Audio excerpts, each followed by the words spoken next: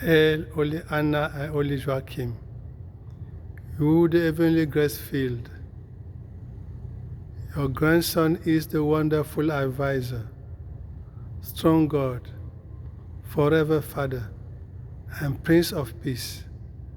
You are blessed among all families, and Jesus, the divine child of Mary, your Immaculate Daughter, is blessed.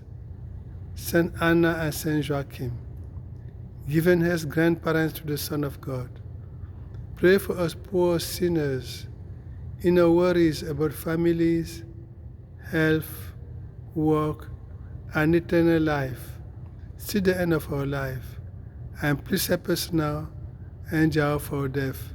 Amen.